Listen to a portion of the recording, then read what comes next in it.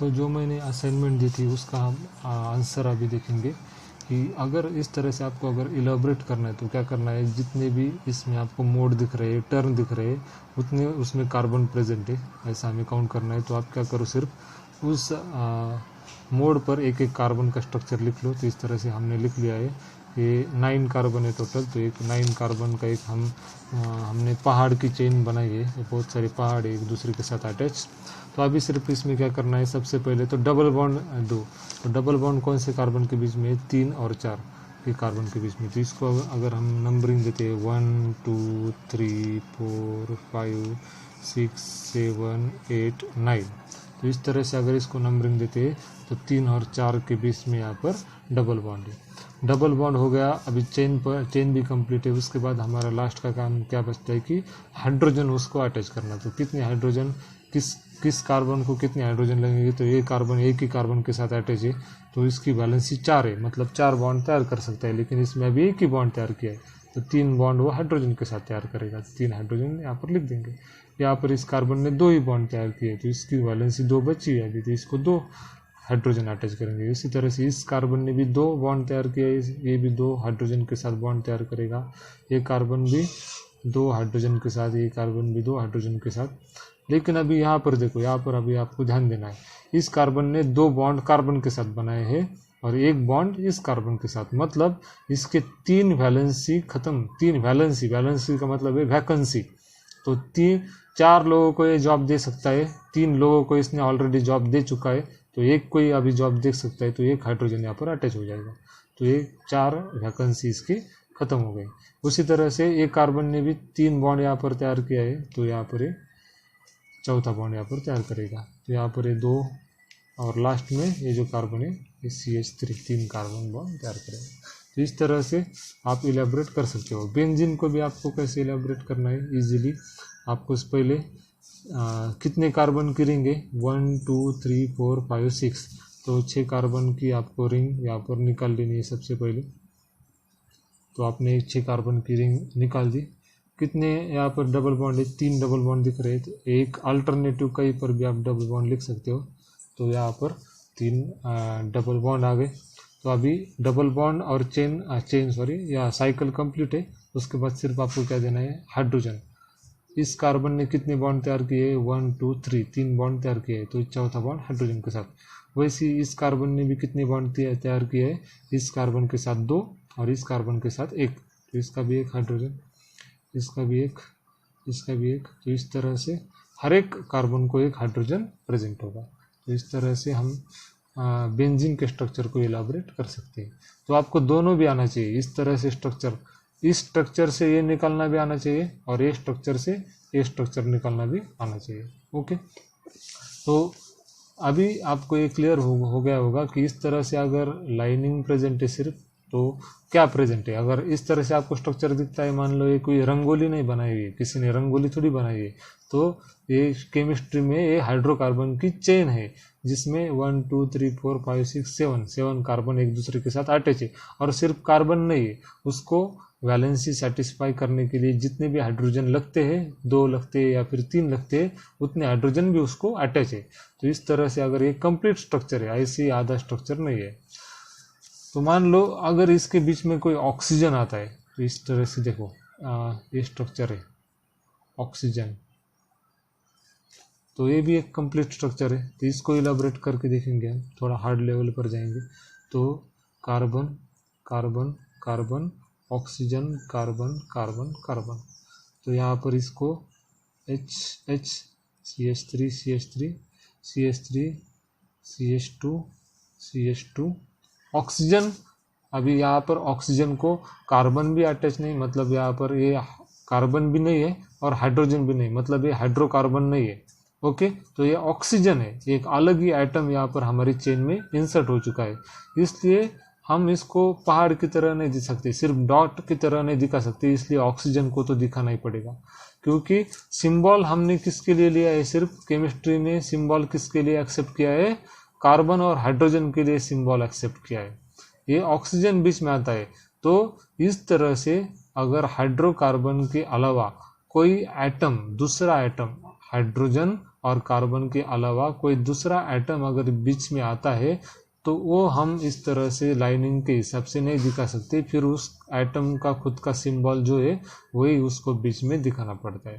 तो इस तरह से स्ट्रक्चर इलाबोरेट हम करते हैं। ओके, तो ये जो एटम है इस एटम को कहा जाता है हेटेरो एटम। यहाँ पर एक कंसेप्ट याद रखो, इसको हम क्या कहते हैं, हेटेरो। हेटेरो मतलब अलग एटम जो हमारे हाइड्रोकार्बन का हिस्सा नहीं, या फिर hydrocarbon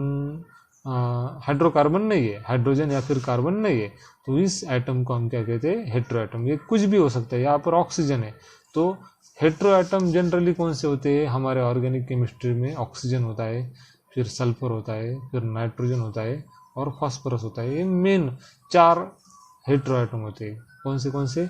oxygen, sulphur, nitrogen, phosphorus. ये बीच में ही हमारे चेन में भी आ सकते हैं या फिर इस तरह से हमारे रिंग में भी आ सकते हैं। देखो अभी रिंग में आप यहाँ पर इलाबोरेट कर सकते हो। जब भी मैं बताता हूँ इलाबोरेट करने का तो आप वीडियो पॉज करके इलाबोरेट करके देख सकते हो। ओके, तो यहाँ पर भी आप इसको ये पूरी कार्बन की चेन, यहाँ पर एक कार्बन है, यहाँ पर कार्बन और जितने भी उसको हाइड्रोजन चाहिए उतने भी हाइड्रोजन उसको अटैच है, लेकिन यहाँ पर कार्बन हाइड्रोजन नहीं है। तो यहाँ पर कार्बन हाइड्रोजन अगर होता तो हम कार्बन या हाइड्रोजन दिखाते नहीं, सिर्फ यहाँ पर इस तरह से यहाँ पर जोड़ लेते, लेकिन यहाँ पर अभी सल्फर है इसलिए सल्फर को दिखाने की हमें ज़रूरत है। तो यहाँ पर सल्फर क्या है, हेटेरो एटम है। ओके, तो इस तरह से केमिस्ट्री में जो हमारी ऑर्गेनिक केमिस्ट्री है इसमें चेन स्ट्रक्चर प्रेजेंट होते हैं। चेन स्ट्रक्चर के अलावा चेन स्ट्रक्चर उसके बाद होते हैं उसमें प्रेजेंट साइक्लिक स्ट्रक्चर। तो अगर साइक्लिक में भी दो यहाँ पर क्या बोल सकते हैं हम, 2 क्लास होते हैं। तो सबसे पहले आता है इसमें होमोसाइक्लिक। होमोसाइक्लिक मतलब होमो मतलब एक तरह के, वो एक तरह के अगर एटम उस साइकिल में प्रेजेंट है तो उसको हम क्या कहते हैं, होमोसाइक्लिक। होमो मतलब एक तरह के साइक्लिक एटम अगर एक दूसरे के साथ जुड़े। एग्जाम्पल बेंजीन का एग्जाम्पल लेते हैं, तो ये बेंजीन का स्ट्रक्चर। तो बेंजीन में क्या है, सब तरफ कार्बन ही प्रेजेंट है, तो कार्बन की पूरी चेन है यहाँ पर प्रेजेंट, इसलिए हम इसको क्या कहते हैं, होमोसाइक्लिक कंपाउंड। तो ये होमोसाइक्लिक कंपाउंड है। अगर इसमें बीच में ही नाइट्रोजन आ जाता है, एक ये स्ट्रक्चर में बेंजीन में ही बीच में नाइट्रोजन आता है तो उसको हम क्या कहते हैं, मैंने आपको बताया अगर पूरी चेन कार्बन की और बीच में ही एक अलग एटम है तो उस एटम को क्या कहते हैं, आप पीछे जाकर देख सकते हैं, ये लिस्ट दी है मैंने, उसको हम कहते हैं हेटेरो एटम। तो ये साइकिल में कौन सा एटम इंसर्ट हुआ है अभी, हेटेरो एटम, तो इसलिए इसको कहते हैं हेटेरोसाइक्लिक कंपाउंड। इसको हम कहते हैं हेटेरोसाइक्लिक कंपाउंड। ओके, तो नाइट्रोजन और उसको हेटेरो एटम अगर हमारे कार्बन की चेन को अटैच है तो उसको हम कहते हैं हेटेरोसाइक्लिक कंपाउंड। ओके, तो साइक्लिक कंपाउंड के 2 टाइप होते हैं, होमोसाइक्लिक एंड हेटेरोसाइक्लिक। और हमारी फार्मास्यूटिकल केमिस्ट्री 2 में, फार्मास्यूटिकल केमिस्ट्री 2 इसमें सबसे ज़्यादा हम यूज़ करने वाले हेटेरोसाइक्लिक कंपाउंड, क्योंकि होमोसाइक्लिक तो हम कम यूज़ करेंगे, ज़्यादा हम यूज़ करेंगे हेटेरोसाइक्लिक कंपाउंड। इसीलिए हमारा जो पहला चैप्टर है उसका नाम ही यही है, केमिस्ट्री ऑफ हेटेरोसाइक्लिक कंपाउंड। तो यही हम सारे हेटेरोसाइक्लिक कंपाउंड अभी यहाँ से आगे देखने वाले हैं। तो चलो शुरू करते हैं हमारा जो आज का इस PC2 का पहला चैप्टर, जिसका नाम है इंट्रोडक्शन टू हेटेरोसाइक्लिक कंपाउंड्स। तो आज से हमारा सिलेबस स्टार्ट हो रहा है। तो इसमें हम देखेंगे what are heterocyclic compounds. Heterocyclic compounds आखिर क्या होते हैं, तो इसके बारे में मैंने पिछले लेक्चर में आपको बताया है कि इसका नाम ही आपको बताता है कि कौन से कंपाउंड है, दिस आर साइक्लिक कंपाउंड। तो एक साइक्लिक स्ट्रक्चर है, मान लो कौन से भी एक स्ट्रक्चर है, तो इस साइकिल में इसको हम कार्बोसाइक्लिक भी कहते हैं। ये जो स्ट्रक्चर है इसको हम कहते हैं कार्बोसाइक्लिक कंपाउंड। कार्बोसाइक्लिक क्यों कहा जाता है, क्योंकि इसमें मेनली यूज हुए कार्बन। मैंने पिछला लेक्चर में आपको अच्छे से बताया है कि आपको यहाँ पर कुछ भी एटम्स नहीं दिख रहे, फिर भी ये जो है ये शॉर्ट फॉर्म है हाइड्रोकार्बन लिखने का। तो यहाँ पर हर जगह पर हर टर्न पर कार्बन है और हाइड्रोजन है। तो यहाँ पर भी कार्बन होगा पहले यहाँ पर, तो इसलिए हमें कार्बन दिखाई तो नहीं देता, लेकिन ये कार्बोसाइक्लिक कंपाउंड का या फिर हाइड्रोकार्बन लिखने का शॉर्ट फॉर्म होता है। तो हर एक टर्न पर एक कार्बन होगा और उसके साथ कितने हाइड्रोजन जुड़े होंगे, जितने उसके वैलेंसी को सेटिस्फाई करने के लिए जरूरी है उतने। कितनी सा वैलेंसी होती है कार्बन की, तो कार्बन की वैलेंसी होती है 4। वैलेंसी मतलब क्या, एबिलिटी टू फॉर्म बॉन्ड, मतलब कितने बॉन्ड वो बना सकता है। तो 4 बॉन्ड वो बना सकता है, इसलिए उसको हम वैलेंसी कहते हैं। Valency is equal to vacancy.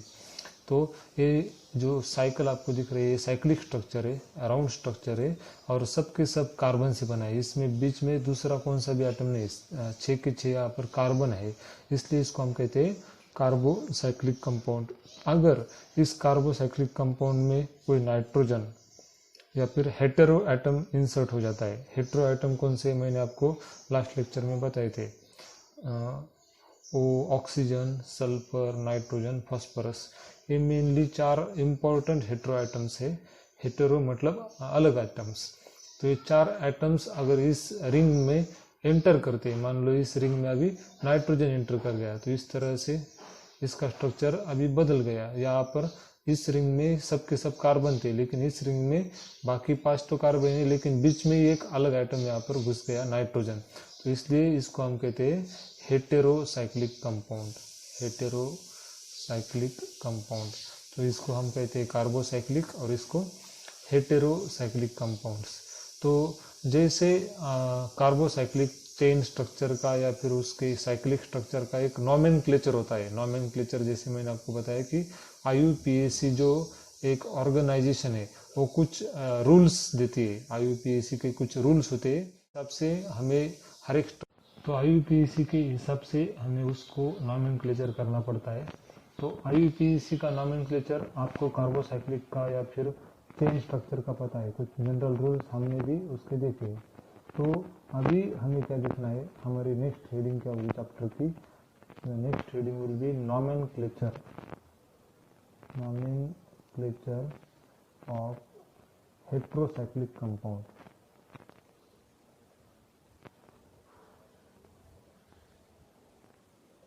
Nomenclature मतलब क्या, तो उसको एक नेम देना या फिर उसका जो नेम है ऑलरेडी उसका name according to structure define करना, उसको हम कहते हैं नॉमेनक्लेचर। ओके, तो नॉमेनक्लेचर ऑफ हेटेरोसाइक्लिक कंपाउंड।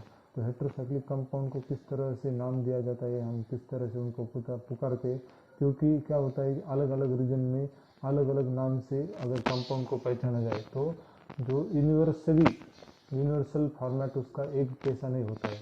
इसलिए IUPAC ने ही कुछ रूल्स दिए हैं, उस रूल्स के हिसाब से हर एक कंपाउंड को हमें नॉमेनक्लेचर करना पड़ता है। तो वही अभी हम देखने वाले हैं कि हेटेरोसाइक्लिक कंपाउंड्स का नॉमेनक्लेचर किस तरह से होता है। तो सबसे पहले मैं कुछ आपको जनरल बातें जो हम ऑलरेडी देख चुके हैं कि किसी भी कंपाउंड को नोमेनक्लेचर करते समय सबसे पहले उसको रूट वर्ड डिफाइन करना पड़ता है।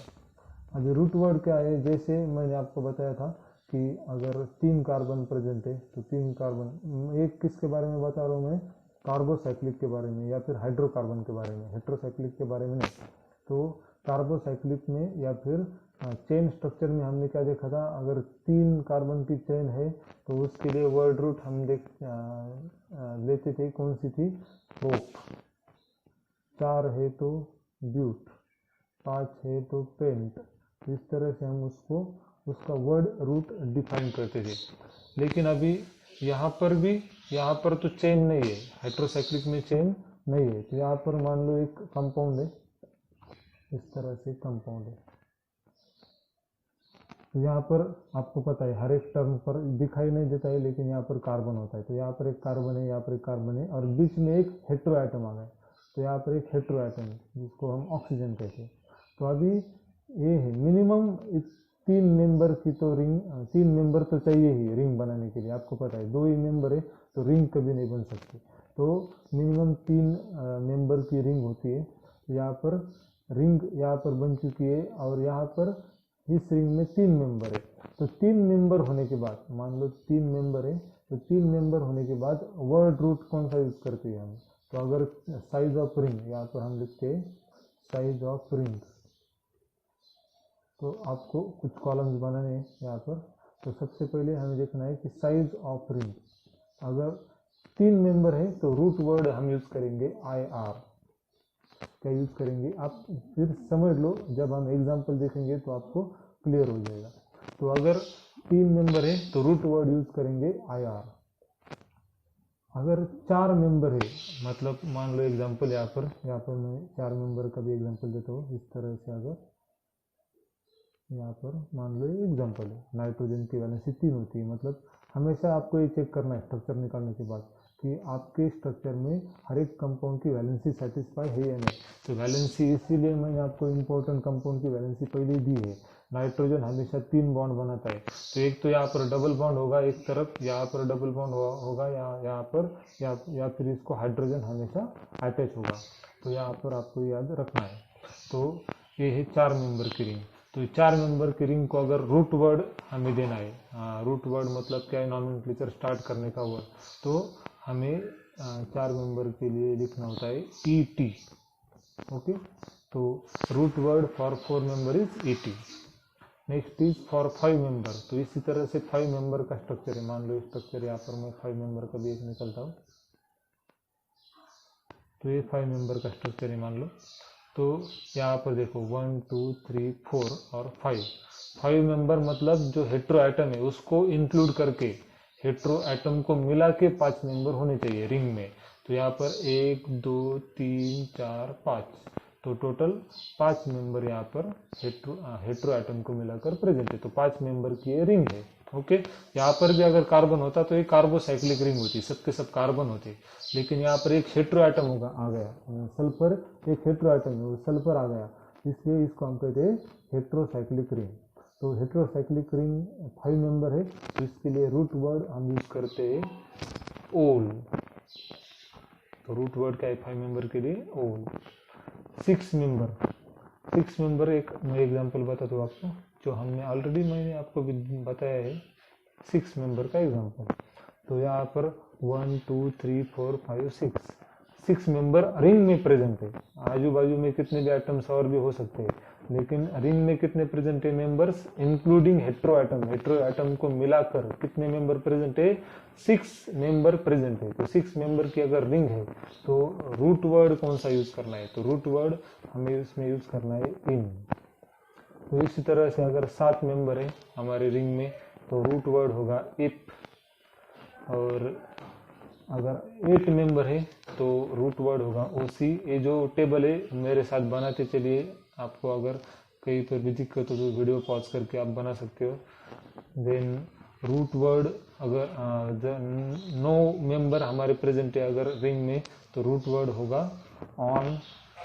और अगर 10 मेंबर प्रेजेंट है, यहाँ तक तो कभी हम शायद नहीं जाएंगे क्योंकि इतनी बड़ी रिंग हमारे PC2 सिलेबस में नहीं आती है, तो ज़्यादातर नहीं आएगी, लेकिन फिर भी आपको पता होना चाहिए कि 10 मेंबर की अगर रिंग है तो उसके लिए रूट वर्ड प्रेजेंट यूज करते हैं एस या फिर एक। ओके, तो इसलिए ये जो पूरे वर्ड है यहाँ से लेकर 3 से लेकर तो मिनिमम तो 3 मेंबर चाहिए ही रिंग बनाने के लिए। रिंग बनाने के लिए 3 मेंबर तो चाहिए ही। 3 से लेकर 10 तक मैंने आपको ये जो वर्ड दिए हैं, तो इसके लिए ये जो याद रखने के लिए मैं आपको अभी एक ट्रिक बताता हूँ। ओके, तो सबसे पहले ट्रिक के लिए मैं आपको एक स्टोरी बताता हूँ कि एक हम फार्मा कंपनी में काम करते हैं, या फिर फार्मा कंपनी में मान लो एक काम करते हो, और हमारी कंपनी ने एक टैबलेट बनाई है और उस टैबलेट का नाम है आयरिटॉल। तो जैसे पैरासीटामोल है वैसे ही इस टैबलेट का नाम क्या है? आयरिटॉल। ओके, तो आयरिटॉल। उसके बाद मान लो ये टैबलेट हमने घर पर ले गए और ये टैबलेट एक बक्से में पैक किए, तो उस बक्से का नाम है इपॉक। ओके, जैसे बक्सा खुल गया तो उसका नाम क्या है? इपॉक। ओके, तो आयरिटॉल क्या है? टैबलेट है। किसमें है? बक्से में। बक्से का नाम क्या है? इपॉक। और इसको हम लिख सकते हैं इन आयरिटॉल इन इपॉक। ओके, तो हमने क्या किया? बक्सा खोला और बक्से में क्या मिला? हमें एक tablet milli आयरिटॉल in epoch. Okay. और ये जो बक्सा है, बक्सा जब जैसे हमने उठाया उसके नीचे हमें एक चॉकलेट मिला, उसका नाम आपको पता है इक्लेयर्स। ओके, तो इक्लेयर्स, तो ये बक्सा किसके ऊपर लिखा, हमने रखा था एक चॉकलेट के ऊपर रखा था। तो हमने क्या किया, टैबलेट के लिए बक्सा उठाया, बक्से का नाम इपॉक उठाया, इपॉक में टैबलेट थी एरिटॉल, और बक्से के नीचे हमें मिली इक्लेयर। ओके, तो बक्सा ऊपर था किसके, इक्लेयर्स के। ओके, तो इसको, इस वर्ड को आपको याद रखना है, क्या है, iritol in epoch on eclairs. Okay, तो देखो IR 3 member, ET 4 member, OL 5 member, IN 6 member, EP 7 member, OC 8 member, ON 9 member, और EC, इक्लेयर्स का सिर्फ आपको EC लेना है, 10 मेंबर। तो इस तरह से इस एक सेंटेंस को अगर आप याद रखते हो तो आपको एक पूरा सीरीज याद रह जाएगा 3 से लेकर 10। मतलब अगर 3 मेंबर आपकी रिंग है, मैं ये सब नॉमेनक्लेचर किसका है, हेट्रोसाइक्लिक का। आपकी रिंग क्या होनी चाहिए, हेट्रोसाइक्लिक ही होनी चाहिए, तभी ये रूल फॉलो करता है, या फिर ये रूल यहाँ पर हम अप्लाई कर सकते हैं। तो अगर 3 मेंबर है तो आप आपकी आंखें बंद करके लिख सकते हैं IR। ओके, रूट वर्ड बता रहा हूँ मैं, रूट वर्ड, उसके बाद सफिक्स भी बताऊंगा। ओके, तो सबसे पहले मैं आपको बता रहा हूँ रूट वर्ड। तो 3 मेंबर है तो IR, 4 मेंबर है तो ET 8, 5 मेंबर है तो OL, 6 है तो IN, 7 है तो F, 8 है तो OC, 9 है तो ON, और 10 है तो EC। ओके, तो इस तरह से आपको इसको रखना है, क्या रखना है, iritol in epoch on EC, iritol in epoch on eclairs, या फिर EC, इतना भी आप याद रख सकते हो। ओके, तो आयरिटॉल in epoch on EC। Okay, जितनी बार आपको इसको रखना है रख लो। तो ये आपका क्या है, मेन इंपॉर्टेंट पॉइंट है नॉमेनक्लेचर के लिए। अगर आपको याद हो गया तो आप किसी भी हेट्रोसाइक्लिक कंपाउंड को नॉमेनक्लेचर कर सकते हो। ओके, तो ये तो था रूट वर्ड के बारे में। हमने क्या जाना अभी कि रूट वर्ड क्या होना चाहिए। तो रूट वर्ड के बाद आपको पता है कि हम क्या यूज करते हैं, सफिक्स यूज करते हैं। ओके, रूट वर्ड के बाद हम क्या यूज करते हैं, सफिक्स। तो रूट वर्ड तो हमने देख लिया। आगे अभी सफिक्स के लिए अलग अलग कंपाउंड में अलग अलग सफिक्स हम यूज करते हैं। तो सबसे पहले हमारा जो कंपाउंड है, एक तो सैचुरेटेड हो सकता है या फिर अनसैचुरेटेड। तो सबसे पहले वो जान लेते हैं कि सैचुरेटेड क्या है और अनसैचुरेटेड क्या है। मान लो एक कंपाउंड है, ये रिंग है, तो यहाँ पर देखो ये जो रिंग थी, यहाँ पर इसमें डबल बॉन्ड अगर प्रेजेंट है, तो किसी भी रिंग में अगर डबल बॉन्ड प्रेजेंट है तो उसको हम कहते हैं अनसैचुरेटेड। क्या कहते हैं, अनसैचुरेटेड। तो और किसी भी रिंग में, मान लो ये रिंग है, इसमें एक भी डबल बॉन्ड प्रेजेंट नहीं, एक भी डबल बॉन्ड प्रेजेंट नहीं है, तो उसको हम कहते हैं सैचुरेटेड। Okay, saturated. मान लो एक कार्बन है और एक कार्बन है, हाइड्रोजन हाइड्रोजन हाइड्रोजन हाइड्रोजन, इन दो कार्बन में अभी इसकी वैलेंसी सेटिस्फाई है क्या, नहीं है। यहाँ पर 1 2 3 तीन इसने बॉन्ड बनाए हैं, इस कार्बन ने भी 1 2 3 तीन इसने बॉन्ड बनाए हैं, तो इसकी वैलेंसी सेटिस्फाई नहीं है। तो खुद को स्टेबल बनाने के लिए वो क्या करते हैं, अपने आपके जो भी इलेक्ट्रॉन है, 2 इलेक्ट्रॉन, वो 2 इलेक्ट्रॉन को आपस में टेम्पररी बांट लेते हैं। वो 2 इलेक्ट्रॉन जो भी उनके पास बचे हैं ना, जो अनपेयर्ड है, किसके साथ जिन्होंने बॉन्ड नहीं बनाया है, तो वो क्या करते हैं, वो खुद के ही, मतलब एक कार्बन दूसरे कार्बन के साथ और एक कार्बन एक पहले कार्बन के साथ एक दूसरे के साथ एक टेम्पररी बॉन्ड बनाते हैं। ओके, इसके बारे में आपको पता है, जिसको पाई बॉन्ड कहा जाता है, टेम्पररी बॉन्ड, और इसको हम डबल बॉन्ड कहते हैं। तो एक टेम्पररी बॉन्ड है। तो अभी ये जो कंपाउंड है ये अनसैचुरेटेड है, मतलब क्या है, संतुष्ट नहीं है। तो अनसैचुरेटेड को हम कह सकते हैं असंतुष्ट, जो समाधानी नहीं है खुद से, वो क्या है, अभी असंतुष्ट है। उसको क्या करना है, वो टेम्पररी तो उसने बॉन्ड बनाया है लेकिन वो असंतुष्ट है, उसको दूसरे के साथ वो रिएक्शन करने में तत्पर है, बहुत ही उसको रिएक्शन करने के लिए जल्दी है उसकी। ओके, तो अगर कोई भी हाइड्रोजन HH इसके पास आ जाता है, HH की एक जोड़ी इसके पास आ जाती है, तो ये दोनों क्या करते हैं, एक हाइड्रोजन के साथ बॉन्ड बनाता है और ये बॉन्ड ब्रेक हो जाता है।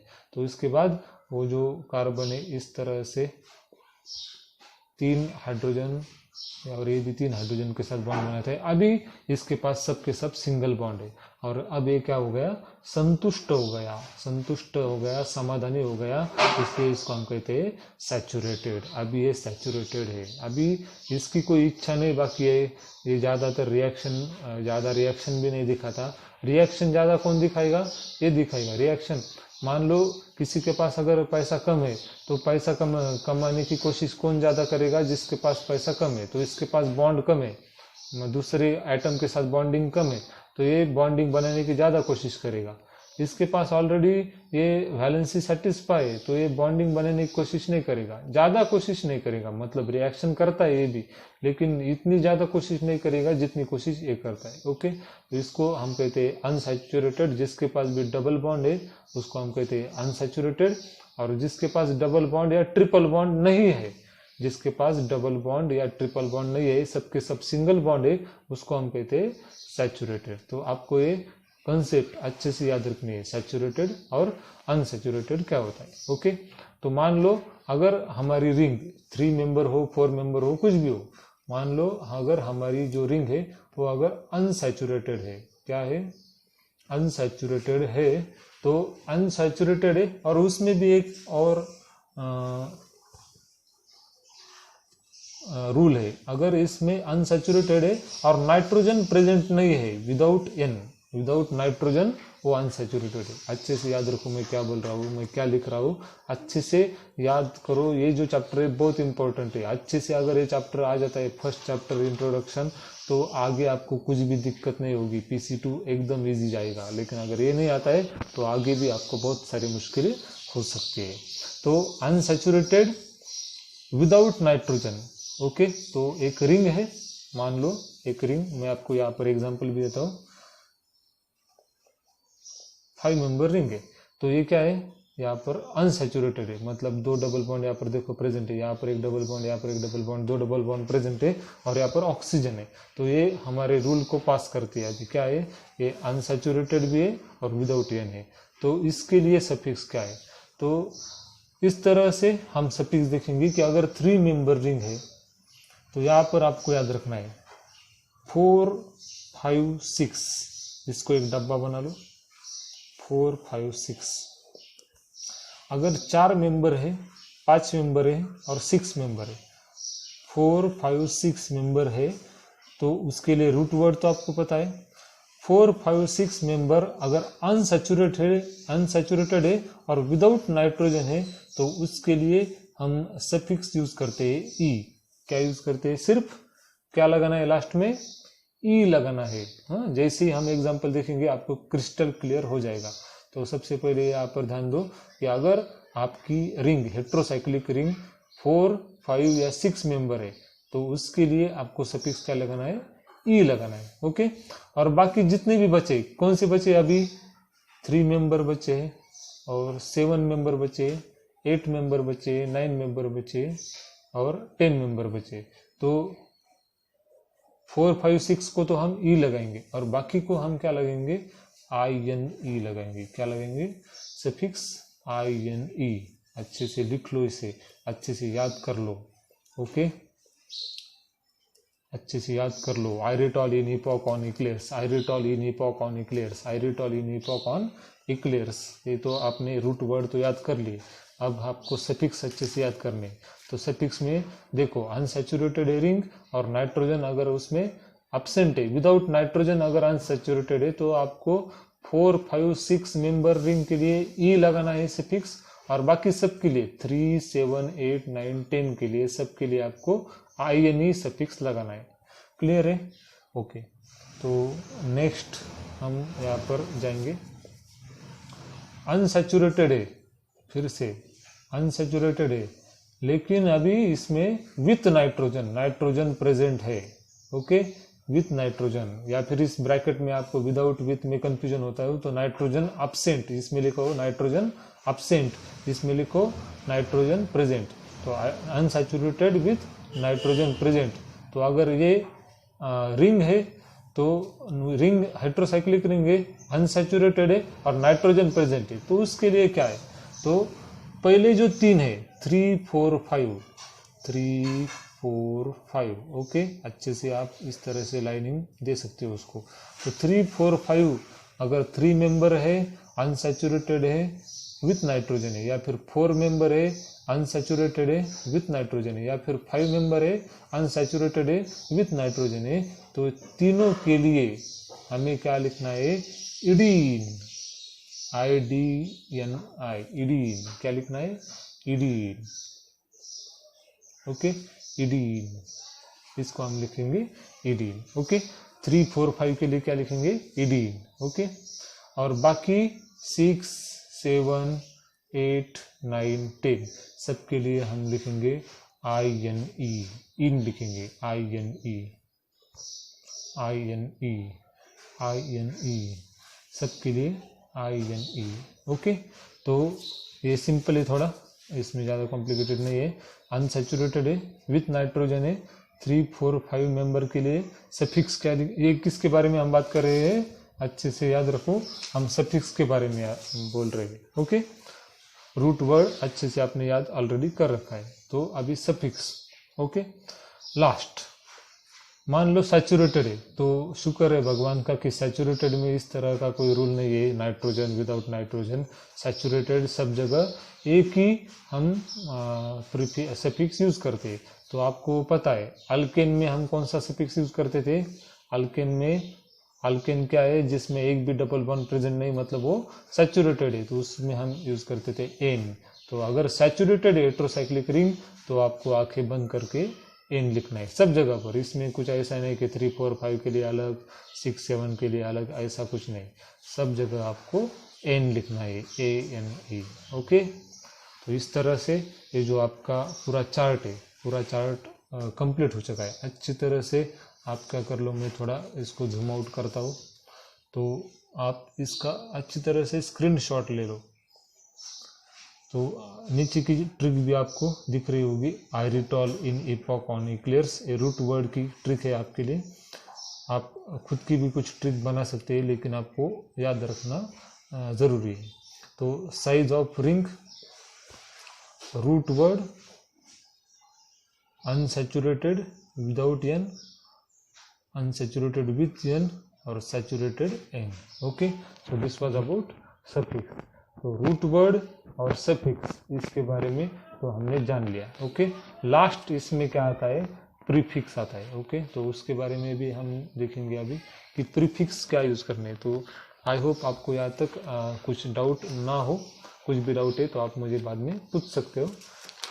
Next, okay. तो हम यहाँ पर अब देखेंगे कि प्रीफिक्स कौन से यूज करने हैं। तो मान लो अगर हमारे रिंग में ऑक्सीजन प्रेजेंट है, क्या प्रेजेंट है, ऑक्सीजन प्रेजेंट है, तो हम ऑक्सीजन के लिए प्रीफिक्स यूज करेंगे हम ऑक्सा, क्या यूज करेंगे, ऑक्सा। देन सल्फर अगर प्रेजेंट है तो सल्फर के लिए प्रीफिक्स हम यूज करेंगे थाया, क्या यूज करेंगे, THIA, थाया। अगर हमारे हेटेरोसाइक्लिक रिंग में नाइट्रोजन प्रेजेंट है तो नाइट्रोजन के लिए 2 प्रीफिक्स यूज कर सकते हैं हम, एक तो हम पॉपुलर है एजा, एजा यूज कर सकते हैं, या फिर पायरा, पायरा भी कुछ जगह पर यूज किया जाता है।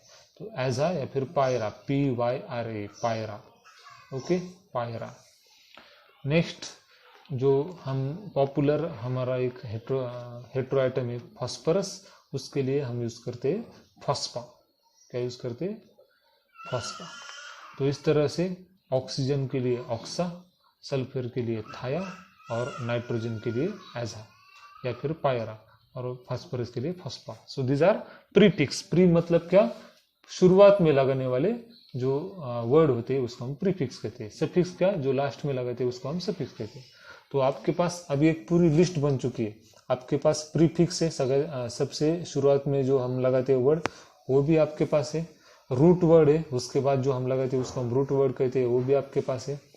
फिर आपके पास सफिक्स भी है। सफिक्स में भी आप 3 कैटेगरी आपके टेबल में प्रेजेंट है, आप टेबल देख सकते हो, आपका उसमें प्रेजेंट है। अनसैचुरेटेड विदाउट एन प्रेजेंट है, अनसैचुरेटेड विथ एन प्रेजेंट है, और सैचुरेटेड प्रेजेंट है। ओके, तो इस तरह से आपके पास अभी सब मटेरियल रेडी है नॉमेनक्लेचर का। आप किसी भी हेटेरोसाइक्लिक रिंग को आप नॉमेनक्लेचर कर सकते हो। ओके, तो ज़्यादा देरी न करते हुए हम डायरेक्टली एग्जाम्पल शुरू करते हैं। तो एग्जाम्पल के लिए मान लो एक हम 3 मेंबर से शुरू करते हैं। सबसे पहले क्या करेंगे, 3 मेंबर से शुरू करेंगे। तो एक रिंग है, यहाँ पर देखो, यहाँ पर एक रिंग है और 3 मेंबर रिंग है, और यहाँ पर एक ऑक्सीजन प्रेजेंट है। तो सबसे पहले हमें क्या देना है, इसका प्रीफिक्स देना है। क्या प्रीफिक्स है, लिख लो नीचे प्रीफिक्स इसका। ऑक्सीजन है इसमें, तो ऑक्सीजन के लिए क्या है, ऑक्सा। ओके, प्रीफिक्स लिख लिया। ओके, नेक्स्ट, कितने मेंबर की रिंग है, 3 मेंबर। 3 मेंबर के लिए रूट वर्ड क्या है, आप आपके टेबल में देख लो। Very good, IR। Okay, plus देखो, तो IR के बाद अब सैचुरेटेड है या फिर अनसैचुरेटेड है, सैचुरेटेड है। एक भी डबल बॉन्ड इसमें प्रेजेंट नहीं है, तो ये सैचुरेटेड है। तो सैचुरेटेड के लिए हम क्या लिखते हैं, हमारा सफिक्स क्या है, इसमें कुछ नाइट्रोजन विदाउट नाइट्रोजन वाला रूल नहीं है, इसलिए सैचुरेटेड के लिए सब जगह पर एक ही सफिक्स है यहाँ पर, तो उसको हम कहते हैं N। तो देखो, हमने प्रीफिक्स, ये क्या है, प्रीफिक्स का भी यूज किया, आपके टेबल में से रूट वर्ड का भी यूज किया, और सफिक्स का भी यूज किया। ओके, तो इस तरह से ये तीनों का यूज करके अभी हमारा जो नाम है वो बन गया। नाम बनते समय अभी हमें क्या करना है, 2 वॉवेल्स एक साथ आ गए, ए और आई। तो सबसे पहला वॉवेल कट जाएगा और हमारा नाम बन जाएगा ऑक्सीरेन। क्या बन गया, ऑक्सीरेन, ऑक्सीरेन। तो इसका नाम है ऑक्सीरेन। ओके, क्लियर है। ओके, तो यही हम रिंग लेंगे, और इसमें अगर अभी डबल बॉन्ड प्रेजेंट है, इस 2 कार्बन में क्या है, डबल बॉन्ड प्रेजेंट है, तो अभी ये क्या है, अनसैचुरेटेड है, तो प्रीफिक्स तो वही रहेगा, ऑक्सीजन के लिए ऑक्सा। 3 मेंबर के लिए IR, वो भी रहेगा, 3 ही मेंबर है तो IR रूट वर्ड है। व्हाट इज सफिक्स, तो सफिक्स क्या है, अभी अनसैचुरेटेड है। अनसैचुरेटेड और नाइट्रोजन प्रेजेंट है नहीं, इसमें नहीं है, तो विदाउट नाइट्रोजन के लिए सफिक्स क्या है, 3 मेंबर के लिए। देखो आपके टेबल में 3 मेंबर विदाउट नाइट्रोजन, सफिक्स क्या प्रेजेंट है, ओके, INE। ओके, तो इस तरह से आपने खुद से ही नॉमेनक्लेचर कर दिया। एक कट गया है इसमें, तो इसका नाम है ऑक्सीरीन। इसका नाम क्या है, ऑक्सीरीन। तो ऑक्सीजन है, 3 मेंबर रिंग है, सैचुरेटेड है, तो ऑक्सीरेन। ऑक्सीजन है, 3 मेंबर है, अनसैचुरेटेड है, तो ऑक्सीरीन। क्लियर है। तो कुछ इसमें डाउट है किसी को भी, ओके। तो नेक्स्ट हम 3 मेंबर में नाइट्रोजन की एक लेंगे एग्जांपल। मान लो ये नाइट्रोजन है, ओके, इस तरह से। तो नाइट्रोजन के लिए सबसे पहले हम प्रीफिक्स का यूज करते हैं, आपके लिस्ट में देखो नाइट्रोजन के लिए, ओके, एज यूज करते हैं हम नाइट्रोजन के लिए। प्लस कितनी मेंबर रिंग है, 1 2 3 मेंबर रिंग है। 3 मेंबर के लिए रूट वर्ड क्या है हमारे पास, तो रूट वर्ड है 3 मेंबर के लिए IR। ओके, नेक्स्ट 3 मेंबर है, सैचुरेटेड है या अनसैचुरेटेड है, रिंग में डबल बॉन्ड प्रेजेंट है या नहीं, रिंग में डबल बॉन्ड प्रेजेंट है। डबल बॉन्ड या ट्रिपल बॉन्ड प्रेजेंट है मतलब ये रिंग क्या है, अनसैचुरेटेड है, असंतुष्ट है, ये किसी के भी साथ रिएक्शन करने के लिए तत्पर है, असंतुष्ट है, तो अनसैचुरेटेड है। और नाइट्रोजन भी प्रेजेंट है, तो अनसैचुरेटेड विथ नाइट्रोजन के लिए 3 मेंबर के लिए हम क्या लिखते हैं, देखो आपके इसमें, वेरी गुड, इडीन। क्या लिखते हैं, इडीन। ओके, तो यहाँ पर ए कट जाएगा क्योंकि 2 वावेल्स एक साथ नहीं आ सकते, ए कट जाएगा। आपने नाम खुद से ही तैयार कर लिया, एजिरिडीन, इसका नाम क्या है? एजिरिडीन। क्लियर है? बहुत ही ईजी है। अगर आप अच्छी तरह से जो आपका टेबल है वो टेबल याद कर लेते हो, और प्रीफिक्स, रूट वर्ड और सफिक्स क्या क्या यूज करने, कंफ्यूजन कुछ भी अगर आप माइंड में नहीं रखते हो तो बहुत ही इजी ये नॉमेनक्लेचर होता है। उसके बाद कुछ हम 4 मेंबर लेते हैं। ओके, मान लो ये 4 मेंबर है। सबसे पहले तो प्रीफिक्स क्या है सल्फर के लिए? वेरी गुड, थाया। कितने मेंबर की रिंग है? 4 मेंबर। 4 मेंबर के लिए रूट वर्ड क्या है? देखते रहो आपके चार्ट, एक साइड में चार्ट ही रखो आपके। ओके, तो चार्ट में क्या है? 8 है आपके चार्ट में, 8 प्रेजेंट। ओके, तो थाया प्लस 8 प्लस, अब ये सैचुरेटेड है तो इसके लिए कुछ नाइट्रोजन विदाउट नाइट्रोजन वाला रूल नहीं, सब सैचुरेटेड के लिए हम क्या लिखते हैं? एन लिखते हैं। ए और ई दोनों एक साथ नहीं रख सकते, ए कट गया। थाई इटेन, क्या नाम है उसका? Thietane. ओके, क्लियर है? ओके, और एक नाइट्रोजन विथ डबल बॉन्ड, ये लिखते हैं। नाइट्रोजन के लिए ऐसा 4 मेंबर के लिए it plus 4 member with double bond, क्या है आपके इसमें? ईडीएन है क्या? 4 मेंबर मतलब अनसैचुरेटेड विथ नाइट्रोजन, क्या है? ईडीएन। 4 मेंबर के लिए तो यूटी लिख दिया, 4 मेंबर को भूल जाओ। अभी क्या है? Unsaturated with nitrogen, EDN. तो ए कट जाएगा क्योंकि ए और ई वॉवल्स एक साथ नहीं आ सकते। एजेटिडीन इसका नाम हो गया। ओके, क्लियर है? कहीं पर भी कुछ भी डाउट है तो आप कमेंट में आप डाउट को लिख लो और कमेंट बॉक्स में मुझे डाउट पूछ सकते हो। Okay, next 5 member.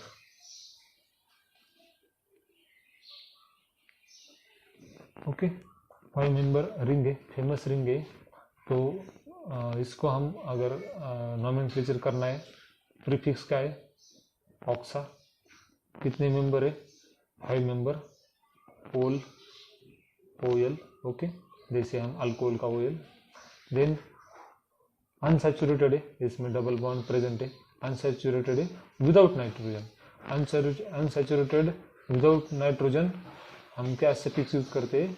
Very good, ई यूज करते हैं। तो ये ए कट जाएगा क्योंकि ए और ओ एक साथ नहीं आ सकते, तो ओ एक्स हमारा नाम क्या बन जाएगा? ओ एक्स ओ एल ई, ऑक्सोल। इसका नाम क्या है? ऑक्सोल। आपने खुद से ही उसका नाम दे दिया, ऑक्सोल। ओके, तो बहुत ही सिंपल रूल से आप इसी रूल की मदद से किसी को भी, किसी भी स्ट्रक्चर को नेमिंग कर सकते हैं। ओके, तो हम 5 मेंबर को देखते हैं। 5 मेंबर तो हो गया, सॉरी 6 मेंबर।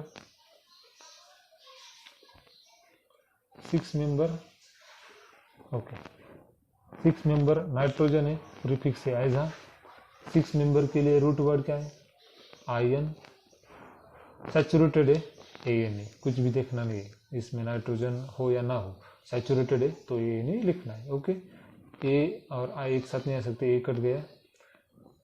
एजीनेन, क्या होगा इसका नाम? एजीनेन। क्लियर है? Next nitrogen with double bond. Okay, एजा प्लस इन। अभी देखो यहाँ तक तो आ गया। एजा किसके लिए? नाइट्रोजन के लिए। इन किसके लिए? 6 मेंबर के लिए। अभी नाइट्रोजन प्रेजेंट है लेकिन रिंग क्या है? अनसैचुरेटेड है, तो अनसैचुरेटेड विथ नाइट्रोजन क्या लिखते हैं? आयन ही लिखते हैं।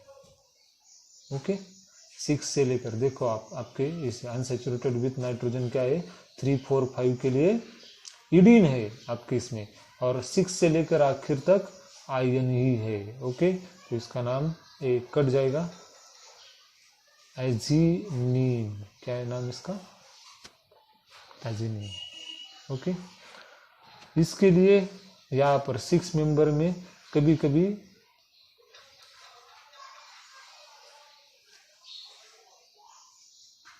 पायरा भी यूज करते हैं। ओके, पायरा, तो ये ठीक है, जान लो, ये बाद में मैं बताऊंगा आपको। तो ये हो गया उसका IUPAC में। क्लियर है 6 मेंबर तक। एक हम 7 मेंबर लेंगे। 7 मेंबर से आगे तो ज़्यादा कोई हमारे पास कंपाउंड नहीं है। तो देखो 1 2 3 4 5 6 7 7 मेंबर, मान लो यहाँ पर एक डबल बॉन्ड है। तो 7 मेंबर एज आ 7 मेंबर के लिए एज आ प्लस F, ओके, और unsaturated with nitrogen in. Okay, तो ये कट जाएगा और इसका नाम होगा एज़ेपीन। इसका नाम क्या हो जाएगा? एज़ेपीन। क्लियर है? कुछ भी डाउट हो तो आप मुझे पूछ सकते हो।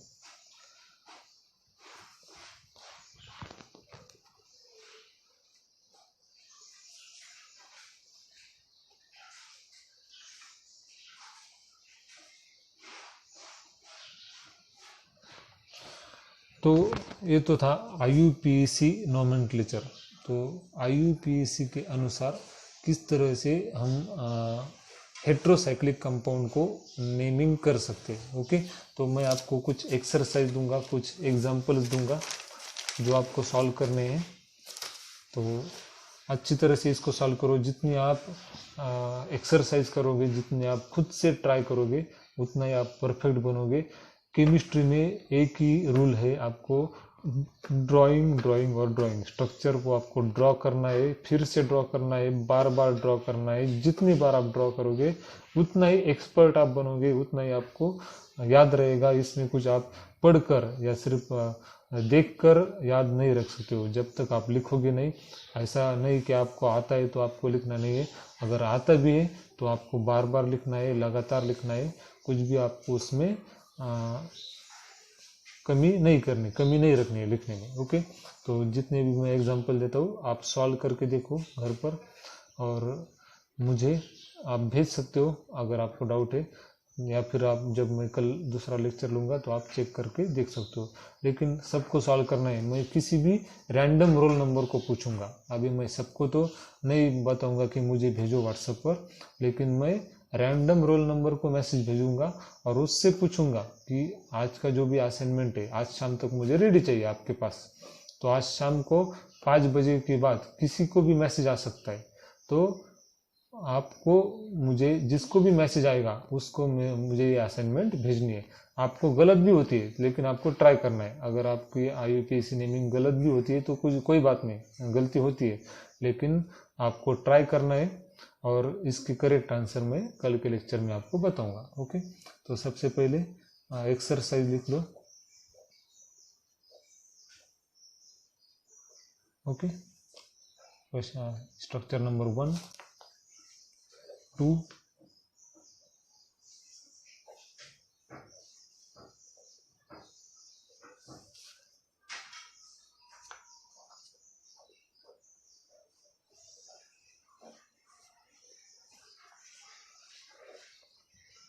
ओके 3 then 4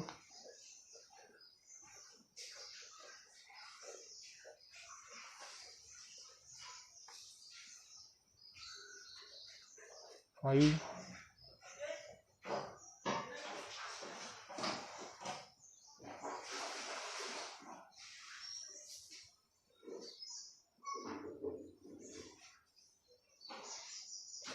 6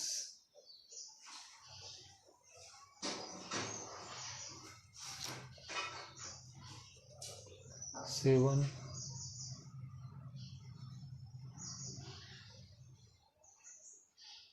अभी यहाँ पर मैं एक 7 नंबर रिंग देता हूँ।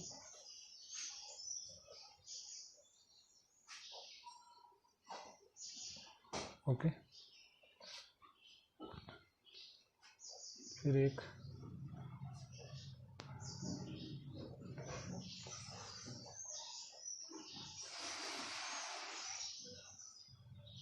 यहाँ पर मान लो एक नाइट्रोजन प्रेजेंट। ओके, तो कितने मेंबर है देखो, 1 2 3 4 5 6 7 8।